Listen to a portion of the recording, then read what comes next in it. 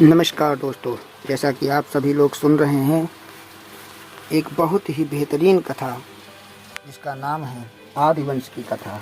और ये बहुत ही रोचक और बहुत ही ज्ञान बुद्धि प्रदान करने वाली है और बौद्ध धर्म के सभी अनुयायियों को इस कथा को पूरी सुनना ज़रूरी है। और पहला अध्याय हम पहले चैनल पर कर चुके हैं, आज हम दूसरे अध्याय पर जा रहे हैं।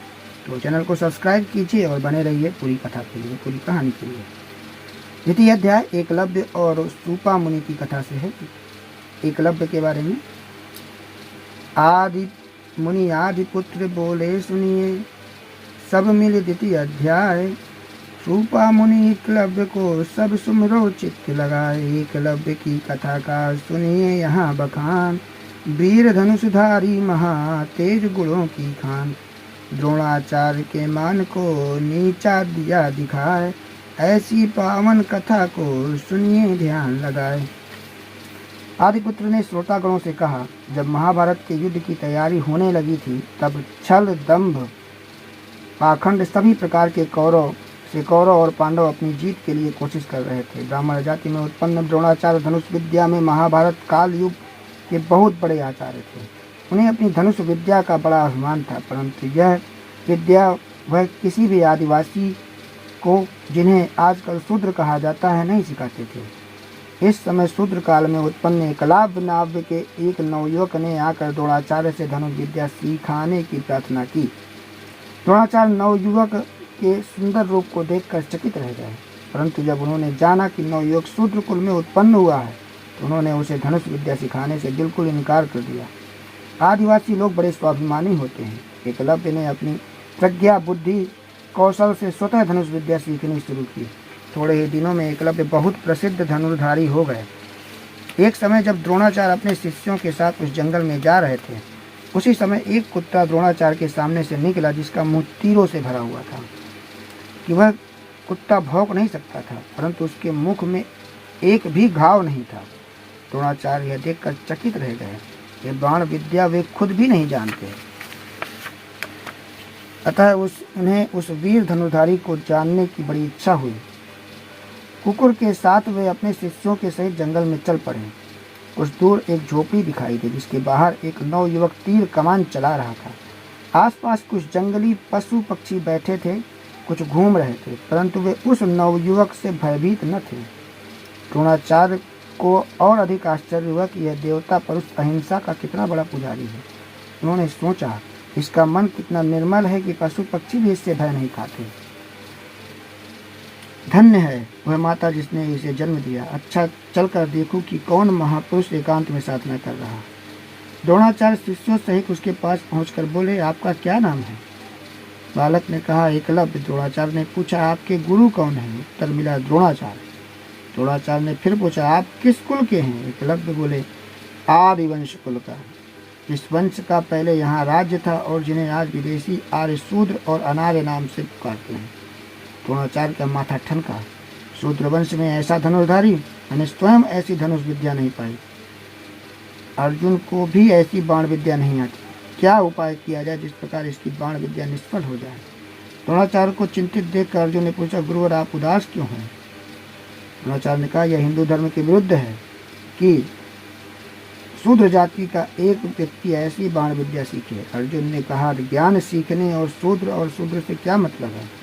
द्रोणाचार्य ने कहा, तुम नहीं जानते हो, ये आदिवासी यहाँ के राजा थे। अभी भी ये लोग संख्या में 80% हैं और ये लोग वीर बलवान और लड़ाकू हैं। हम आर्यों ने अपने इतिहास को नष्ट कर दिया। इनके जो बाकी बचा है उसे ऐसा घुमा फिरा कर लिखा है कि जिससे ये लोग अपने बल और ज्ञान तथा पूर्वजों के इतिहास को न जान सके। हम आर्य लोग तभी तक भारत में राज्य कर सकते हैं जब तक कि आदिवासियों को अंधकार में रखे रहें। ये लोग बहुत धार्मिक होते हैं, इसलिए धर्म के नाम पर हम आर्यों ने मनमाने विधान बनाकर इन्हें पंगु बना दिया है। यह बात अर्जुन की समझ में न आई। अर्जुन कुछ पूछना ही चाहता कि द्रोणाचार्य फिर कहने लगे, अर्जुन यदि इसकी विद्या इसी तरह बनी रही तो महाभारत में तुम लोगों को जीत नहीं हो सकती। अर्जुन थर्रा गया। द्रोणाचार्य ने कहा, देखो मैं ऐसा उपाय करता हूँ जिससे इसकी विद्या बेकार हो जाएगी। द्रोणाचार्य ने एकलव्य को पास बुलाकर कहा, तुमने अपने गुरु द्रोणाचार्य को गुरु दक्षिणा नहीं दी। मैं ही द्रोणाचार्य हूँ। उसमें गुरु दक्षिणा दो, नहीं तो मैं श्राप दे दूंगा। एकलव्य ने कहा, आप मांगे क्या चाहते हैं गुरुवर? द्रोणाचार्य बोले, वचन दो। एकलव्य ने कहा, आदिवासी बात कहकर कभी पीछे नहीं हटते, मैं वचन देता हूँ। प्रसन्न होकर कपटी गुरु द्रोणाचार्य ने कहा, केवल अपने दाहिने हाथ का एक अंगूठा काट कर दो। एकलव्य यह सुनकर हतप्रभ हो गया। कुछ पल सोचने के बाद उसने दाहिने हाथ का हथौड़ा अपने तीर से काट कर द्रोणाचार्य के हाथ पे रख दिया। इससे एकलव्य की सभी बाण विद्या बेकार हो गए, क्योंकि दाहिने हाथ के अंगूठे की सहायता से तीर धनुष पर छोड़ा जाता है। इस प्रकार द्रोणाचार्य ने आदिवासियों के साथ छल कपट करके एकलव्य की बाण विद्या बेकार कर दी। अस्तु इसमें सदा सावधान रहना चाहिए। इसी द्वितीय अध्याय में दूसरा सर्ग शुरू होता है सूपा मुनि की कथा से। द्वापर युग में पांडुसुत श्री कृष्ण के दोस्त कहाए थे, अभिमानी वीर लड़ाकू थे, सूपा मुनि से शर्माए थे। ऐसे सूपा मुनि भक्त का लिखूं इतिहास पुराण, बैठ नर नारी सभी सुनिए ध्यान लगाए। आर्यपुत्र ने श्रोतागण से कहा, द्वापर युग में जब महाभारत का युद्ध समाप्त हो गया तो पांडव लोग उसमें विजयी हुए। उस समय युधिष्ठिर ने स्वप्न में देखा कि कौरव लोग तलवार और भाले लेकर उसकी तरफ दौड़े आ रहे हैं। युधिष्ठिर ने यह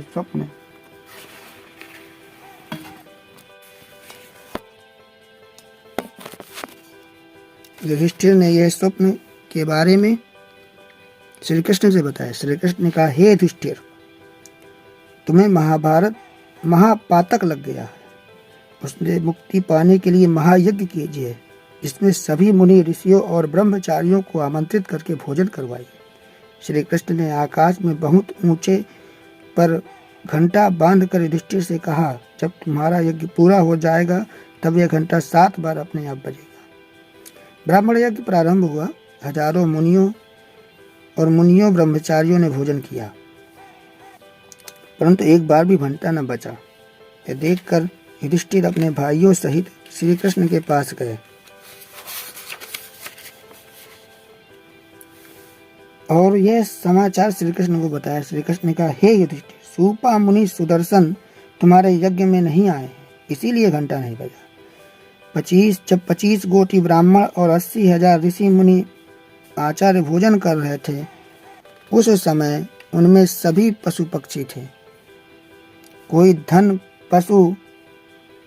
का अभिमानी, कोई विद्या पशु विद्या का अभिमानी, कोई रूप पशु और कोई बल पशु था। उनमें ना तो कोई अभिमान रहित था, ना सच्चा भक्त और ना सच्चा तपस्वी। यदि तुम यज्ञ पूरा करना चाहते तो काशी जाकर सूपा मुनि सुदर्शन को सादर लिवा लो, तभी तुम्हारा यज्ञ पूरा होगा। युधिष्ठिर ने अपने भाई भीम को भेजा। भीम ने जाकर सूपा मुनि से कहा, हे सुदर्शन महाराज, आपको श्री कृष्ण तथा धर्मराज युधिष्ठिर ने यज्ञ में भोजन करने के लिए बुलवाया है, मेरे साथ अभी चलो। ये सुनकर सूपा मुनि सुदर्शन बोले, हे भीम, मैं युधिष्ठिर और श्री कृष्ण का नौकर नहीं हूँ। यदि उनका कार्य है तो स्वयं मेरे पास आए। तुम जाओ और उनसे कह देना कि राजा वैश्या जाति शिकारी, महा अकर्मी विषय विकारी, इनके घर जो भोजन पावे, पुण्य छीण होए नरक जावे। सो दड़ दोष सदा इन संगा, निकट जात होवे मति भंगा। तासो कहो तुम्ही उन्हें तुम जाई, हम नहीं भोजन करेंगे भाई। यानी राजा वैश्य जाति शिकारी और विषयी पुरुष के घर भोजन नहीं करना चाहिए, क्योंकि ऐसे लोगों के पास 16 दोष हमेशा बने रहते हैं। जो ऐसे लोगों के घर भोजन करता है उनका पुण्य घट जाता है और बुद्धि भंग हो जाती है। अभिमानी भीम ने सोचा कि यदि एक गदा मार दूं तो यह कुटी सहित पाताल में चला जाएगा। अंतर्यामी सूपा मुनि ने यह बात जान ली। वे भीम से बोले, हे भीम, खूंटी में टंगी हुई सुमिरन को उतार कर तुम चलो, हम आ रहे हैं। भीम कई घंटे सुमिरन उतारने में जुटे रहे, परंतु सुमिरन टस से मस नहीं हुए। यह देखकर सूपा मुनि ने भीम से कहा, हे भीम, मैं तो सोच रहा था कि तुम आधी दूर पहुंच गए होगे, तुम तो अभी यहीं खड़े हो। भीम बहुत शर्माए। सूपा मुनि ने कहा, जब तुमसे जरा सी सुमिरन नहीं उठी तब तुम गधा मारकर मुझे पाताल कैसे पहुंचा सकते हो। भीम पछताते हुए वापस लौट आए। जब भीम ने युधिष्ठिर से यह सब हाल बताया तब सब भाई मिलकर श्री कृष्ण के पास गए और सारी बातें सुनाई। श्री कृष्ण बोले, हे युधिष्ठिर, सारे संसार में सूपा मुनि ही सच्चे भक्त और तपस्वी पुरुष हैं, जो निर्लोभी और निराभिमानी हैं। उनके बिना यज्ञ पूरा नहीं हो सकता। इसलिए धर्मराज, तुम स्वयं जाकर सम्मान पूर्वक पालकी पर बैठाकर उन्हें ले आ लो। युधिष्ठिर यह सुनकर काशी गए और विनय पूर्वक सूपा मुनि से बोले, हे महाज्ञानी प्रभु, बिना आपके चले हमारा यज्ञ पूरा नहीं हो सकता। जब तक यज्ञ पूरा नहीं होगा तब तक मेरा पातक नहीं छूटेगा। आप तो दया के सागर हैं। आप जैसे सत्पुरुष से ही जग का कल्याण हो सकता है, इसीलिए आप मुझ पर दया कीजिए। सूपा मुनि को दया आ गई और युधिष्ठिर के साथ चल दिए। सूपा मुनि सुदर्शन के सामने भोजन का थाल आया, जिसमें भांति भांति के व्यंजन अलग अलग रोटियों कटोरियों में भरे थे। सूपा मुनि ने सब कटोरियों से भोजन को एक में मिलाकर भोजन करना प्रारंभ किया। 3 कौर खाए और 3 बार आकाशीय घंटा बजा। तब तक द्रौपदी ने थाली की ओर देखकर सोचा कि अरे, ऋषि मुनि खाना नहीं जानते। सूपा मुनि सुदर्शन द्रौपदी के मन की बात जान गए और तुरंत हाथ मुंह धोकर चल दिए। केवल 3 घंटे ही सुनकर युधिष्ठिर ने फिर श्री कृष्ण के पास जाकर उसका कारण पूछा। उन्होंने बतलाया, द्रौपदी के मन में यह घृणा का भाव पैदा हो गया कि ऋषि मुनि भोजन करना नहीं जाने। यह जानकर सूपा मुनि चले गए। अब जल्दी दौड़कर विनय प्रार्थना करके उन्हें वापस लाओ, वरना सब यज्ञ बेकार हो गए। युधिष्ठिर सूपा मुनि के पीछे दौड़े और चरणों में गिरकर बोले, भगवान, अपराध क्षमा कीजिए, मेरे ऊपर दया कीजिए। आदिवंश मुनि सुदर्शन को फिर से दया आ गई। वे वापस लौट गए, दूसरों पर दया करने के लिए और दूसरों का कल्याण करने के लिए। सूपा मुनि ने आदि पुरुष का ध्यान करके भोजन किया। तभी आकाश में 4 घंटे और बजे। एकत्रित हजारों ब्राह्मणों, मुनियों, साधु सन्यासियों ने सूपा मुनि की जय बोली। इस प्रकार आदिवंश के द्वितीय मुनि सूपा मुनि ने अपने युग के सभी ब्राह्मण, दंडी सन्यासियों को अपने को धर्म का ठेकेदार मानते थे पराजित किया और आदि भारतीयों की सभ्यता का झंडा ऊंचा किया, जिन्हें ब्राह्मणों ने शूद्र, नीच और अछूत आदि माना रखा था। मुनि आदिपुत्र ने श्रोतागण को इस प्रकार सूपा मुनि सुदर्शन की कथा सुनाई और महाभारत के युग में श्रमण संस्कृति का महत्व बतलाया। जो एकलव्य और सूपा मुनि सुदर्शन की कथा सुनेगा और दूसरों को सुनाएगा, वह पापों से छुटकारा पाएगा, पुण्य को प्राप्त करेगा और अभिमान रहित होकर मन चाहा फल पाएगा। आदिवंश की कथा का यह 2य अध्याय खत्म इस तरह हो रहा। सुनिए सब चित्त लगाए। एकलव्य की जय हो, सूपा मुनि की जय हो, संत समाज की जय हो।